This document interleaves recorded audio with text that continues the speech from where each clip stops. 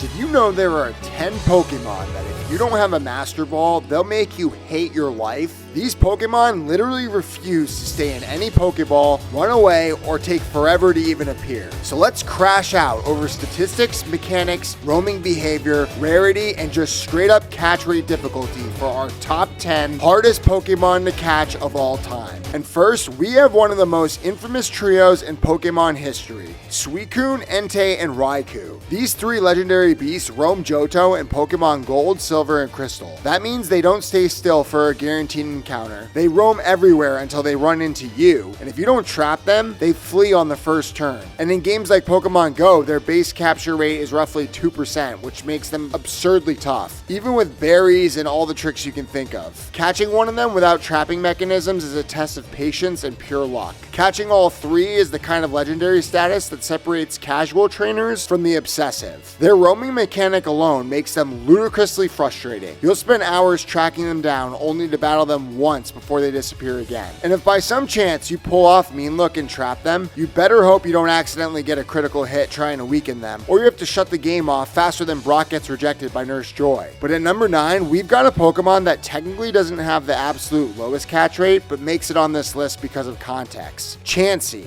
And in the original Red, Blue, and Yellow games, she was a pain in the ass. See, in Kanto, Chansey appears in the Safari Zone, a unique location with limited balls, limited steps, and completely different mechanics from the rest of the game. You can't battle Chansey in the Safari Zone. You can't weaken her with damage. You only have Safari Balls. And Chansey has a tendency to flee quickly and a super high HP that makes it nearly impossible to catch with Safari Balls. So the idea of catching something you can't fight normally sounds fun until you're down to your last Safari Ball watching Chansey flee again. Chansey in the Safari Zone might not have the worst catch rate on paper, but in the 90s, she put me through the ringer and I still hate her for it to this day. But next up is number 8, the birds that have tortured trainers since Gen 1. Articuno, Zapdos, and Moltres are legends, and if you subscribe to the channel, you're a legend too. But these three share the notorious catch rate of 3 in many of their appearances, the lowest possible in the game. It's not just their catch rate that's brutal. In many games, they appear at high levels, and often in late stages of the game. They can wipe your team out if you're not careful. They usually don't have places to grind or weaken them, you just get one fight with them. And if you feint them, they're gone like a dad who went to the store to get some milk. In Fire Red and Leaf Green, one of these birds even becomes a roaming Pokemon, just like Suicune, Entei, and Raikou. So you have to chase it around the region before you can ever try your luck at catching it. Combine that with the abysmal catch rates, and you've got a trio that's given countless players migraines. Let's move on to number 7, the dragon in the sky. Rayquaza, everybody loves Raymond, however you want to say it. Rayquaza stands at number 7 for a reason. In Pokemon Emerald, Rayquaza isn't just rare, it's level 70, fighting with powerful attacks that threaten your team before you even get a chance to weaken it. And catch rate wise, it's just as brutal. In many Gen 3 and 4 games, it holds one of the lowest catch rates in the series, also around 3, meaning even when you get to the battle, you can dump every Ultra Ball in your bag for hours without success. What makes Rayquaza harder than other legendaries isn't just the numbers, it's the battle environment. A single encounter with no resets unless you save and restart the game. And the thought that one mistake can cost you months of preparation. Catching Rayquaza isn't a sprint, it's a marathon with a 50-50 chance of you not finishing but getting finished instead. Pause. But number 6 is the truth. Deoxys, the alien DNA Pokemon. Unlike many legendaries that at least show up after story events, Deoxys often requires special conditions or event access to even encounter.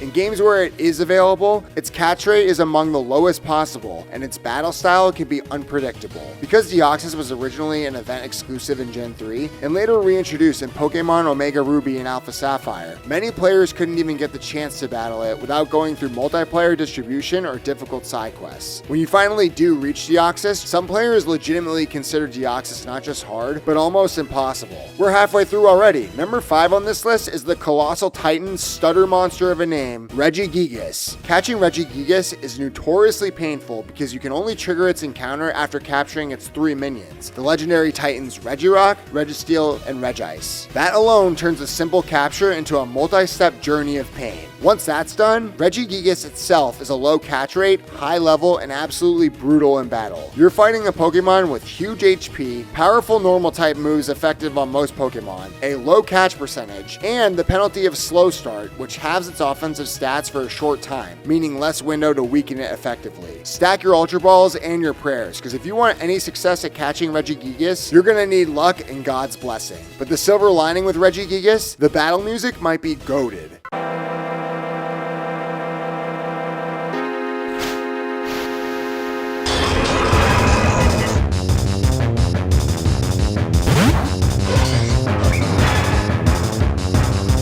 But for number 4, we got the badasses on the front of Gold and Silver. Two legendary birds that are iconic and infamous, Ho-Oh and Lugia. In many games, Ho-Oh and Lugia share one of the lowest catch rates in the series, making them an endurance test even after a long quest or hidden encounter. Unlike some other legendaries, these two aren't roaming. Instead, they appear in serious story battles, once you've completed most of the game. That means your team is ready to fight, your excitement is high, and your chance of actually capturing them, even after weakening them, sits in the single-digit percentages thanks to the game's coding. It's the mental battle here that kills you. You beat the game, you thought the hard part was over, and then Ho-Oh or Lugia throws you back into a grinding loop. But for number 3, we're going back to the Regis, because they aren't just tough, they're apologetically cryptic. To even reach Regirock, Regice, and Registeel in the original Gen 3 games, you had to solve SAT riddles, pass the bar exam, and solve puzzles in caves, decipher clues, and perform tasks that honestly felt like you were studying instead of gaming. And once you finally unlock them, their base catch rate is a brutal 3, meaning infamously low odds of capture, even with perfect strategy. Combine that with high-level stats, low health thresholds, and the possibility of fainting them by accident, and you've got a trio that has put off players for years. No joke, when I tried to catch Regirock, I used all my Ultra Balls, ran out, forgot to save, and broke my Game Boy SP after throwing it off my bed. I was heated. But number 2 will make you even more mad, because here stands the original nightmare of every Pokemon trainer's childhood. Mewtwo. Since the very first games, Red, Blue, and Yellow, Mewtwo has stood at the top of power curves and catch difficulty charts. In those games, Mewtwo appears deep within Cerulean Cave at level 70 with devastating attacks, and its catch rate is one of the lowest in the entire game. What makes Mewtwo stand out isn't just its stats. You've already beaten the Elite Four, you think you've completed the main game, then you walk into that cave and you realize finding Mewtwo is just the start of a whole new challenge. Many players still recall spending hours just trying to get Mewtwo to 1 HP, only to watch Ultra Ball after Ultra Ball fail. Catching Mewtwo isn't just part of the game, it's a rite of passage for players with no lives. But we can't end this list without talking about the literal Pokemon god, and tied for number 1 hardest to catch,